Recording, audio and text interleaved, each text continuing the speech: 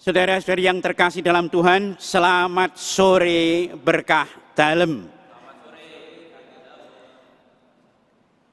Hidup ini adalah proses menemukan, tetapi juga proses kehilangan.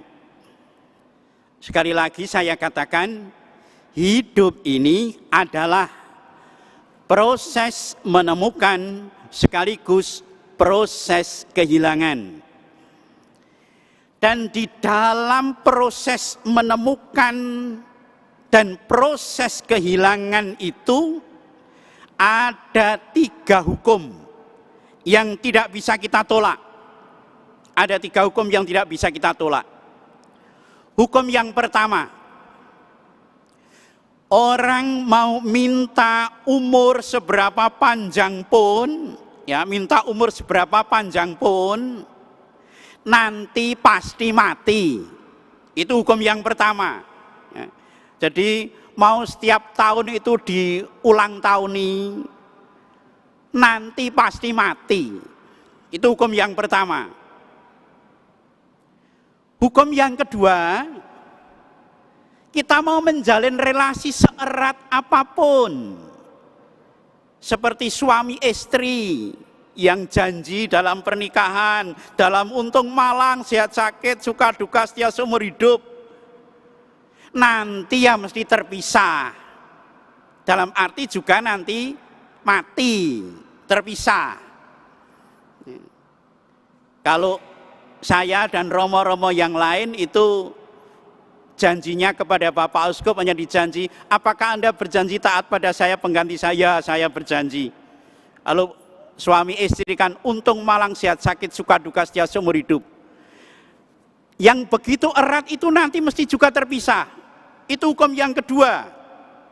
Dan hukum yang ketiga yang juga tidak bisa kita tolak adalah kita mau berbuat seperti apapun di dalam hidup ini, yang orang lain mengerti atau tidak, tetangga kita ngerti atau tidak, keluarga kita ngerti atau tidak, monggo terserah mau berbuat seperti apapun dalam hidup ini, tetapi nanti pasti ada hari yang namanya hari pembalasan.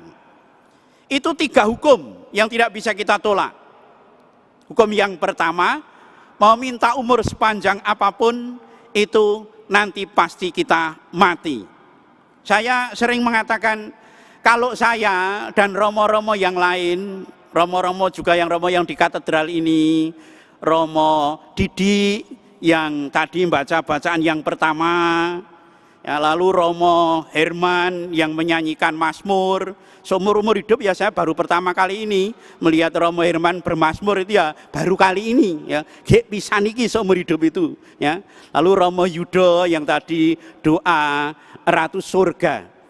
Saya dan romo-romo itu riwayatnya singkat. Riwayatnya singkat. Riwayatnya hanya frater Romo mati wis. Ya, hanya itu. Frater Romo mati wis. Kalau Bapak Ibu, saudara-saudari, banyak yang riwayatnya panjang. Mulai dari pacaran. Kemudian nanti kalau sudah pacaran, ping pisan, ping pindho, ping telu, ping papat, ora payu-payu, ya toh, mergo welek, ya toh, ora payu-payu. Engko nek dilalai dapat jodoh sing silap mata, ya, dapat istri atau suami, lalu berubah menjadi suami istri statusnya. Dari suami istri nanti berubah, kemudian kalau punya anak menjadi orang tua, maka sebutannya bapak ibu. Nanti kalau anaknya sudah gede menikah, statusnya berubah lagi menjadi mertua, menjadi besan. Lalu kalau sudah punya cucu disebut kakek nenek. Riwayatnya panjang. Ya, riwayatnya panjang. Dan dari riwayat yang panjang itu, apakah berhasil dengan kualitasnya itu? Artinya berhasil menjadi suami yang baik, menjadi istri yang baik, menjadi orang tua yang baik, berhasil menjadi besan yang baik, mertua yang baik. Artinya apa berhasil itu? Membawa damai sejahtera seperti dalam Injil. Itu hukum yang pertama. Yang saya katakan, kita mau minta umur sepanjang apapun nanti pasti mati. Yang kedua, kita mau menjalin relasi seerat apapun nanti mesti terpisah. Dan ketika kita mengatakan terpisah, kita tidak ngerti kita dipisahkan oleh Tuhan itu kapan. Kita tidak bisa menilai berapa lama lagi saya hidup. Ada orang yang baru mau menikah, baru persiapan menikah dengan segala yang sudah disiapkan dengan baik. Ternyata sebelum menikah kecelakaan, meninggal. Ternyata tidak diberi kesempatan oleh Tuhan untuk menikah. Ada yang baru 1 bulan menikah, kemudian dipanggil Tuhan. Ternyata hanya diberi kesempatan menjadi seorang suami atau menjadi istri hanya 1 bulan. Relasi yang begitu erat itu akan terpisah. Dan dengan status kita, entah saya sebagai suami, sebagai istri, sebagai anak, sebagai orang tua, kita diberikan oleh Tuhan, orang tua yang itu, ayah yang itu, ibu yang itu, anak yang itu, dikehendaki supaya apa? Kita menjalin suatu relasi yang membawa damai sejahtera, seperti disebut dalam Injil. Dan hukum yang ketiga, kita mau berbuat seperti apapun, monggo terserah. Tetapi ada yang namanya hari pembalasan, di mana Tuhan sendiri yang mengendaki itu. Oleh karena itu, Paus Yohanes Paulus yang kedua itu menetapkan Minggu Paskah yang kedua itu sebagai Minggu Kerahiman. Supaya apa?